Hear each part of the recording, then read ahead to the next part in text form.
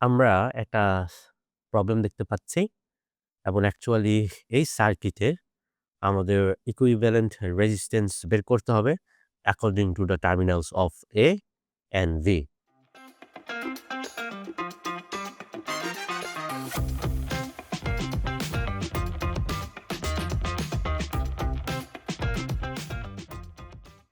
So কোনো ২ টা টার্মিনালের আ ধরি যে আমাদের এখানে যে টার্মিনাল দুটো দেওয়া আছে A এবং B, এই ২ টা টার্মিনালের রেসপেক্টে রেজিস্ট্যান্স বের করার মানে কি? মানে হচ্ছে এই ২ টা টার্মিনাল থেকে আমরা যদি সার্কিটের দিকে তাকাই, হ্যাঁ? আমি আবারও বলছি ২ টা টার্মিনালের রেসপেক্টে আসলে ইকুইভ্যালেন্ট রেজিস্ট্যান্স বের করার মানে কি? মানে হচ্ছে ওই ২ টা টার্মিনাল থেকে আমরা যদি সার্কিটের দিকে তাকাই তাহলে আমরা আ টোটাল যে রেজিস্ট্যান্সটা দেখতে পাই সেটা হচ্ছে ওই ২ টার্মিনালের রেসপেক্টে ইকুইভ্যালেন্ট রেজিস্ট্যান্স।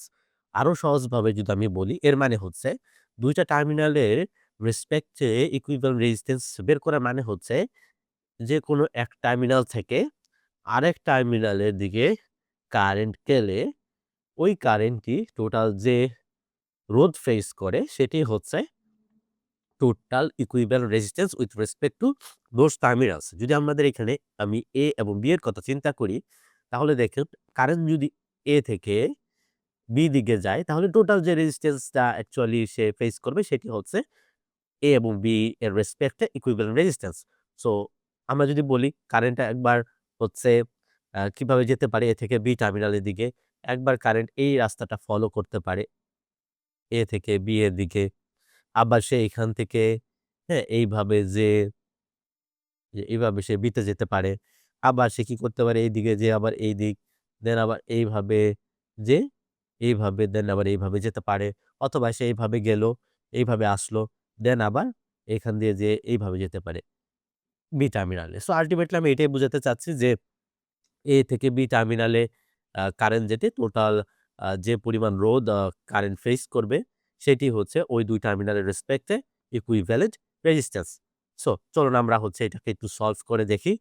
সো এইখানে যেটি আছে আমরা যদি একটু খেয়াল করি, হ্যাঁ? এখানে যদি আমরা একটু খেয়াল করি দেখেন, কি হচ্ছে ১০ ওহম এইটা।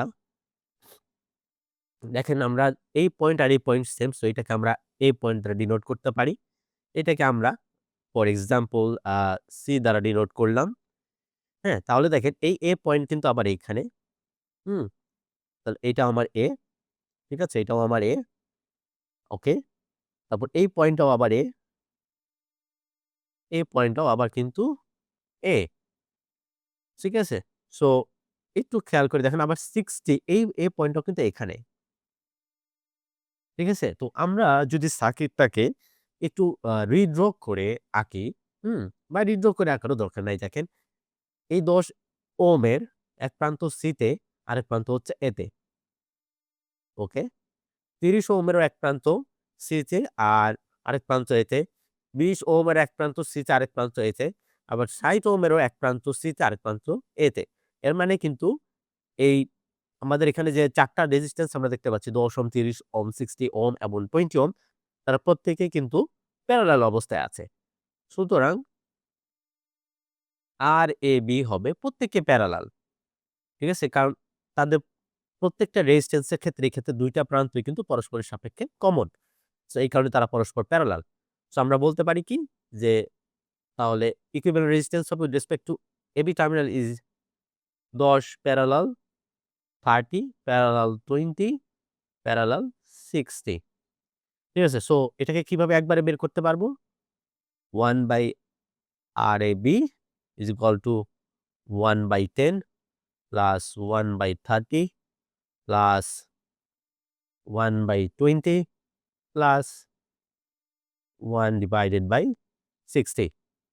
ঠিক আছে? তো এখান থেকে যদি আমরা সলভ করি ইকুয়েশনটা তাহলেই কিন্তু আমরা RAB এর ভ্যালু বের করতে পারবো।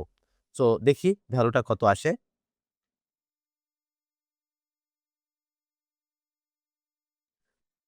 সো এটি সলভ করলে RAB এর ভ্যালু আসে হচ্ছে 5 ওহম। সো খুব ইজিলিতে আমরা এটি বের করতে পারলাম।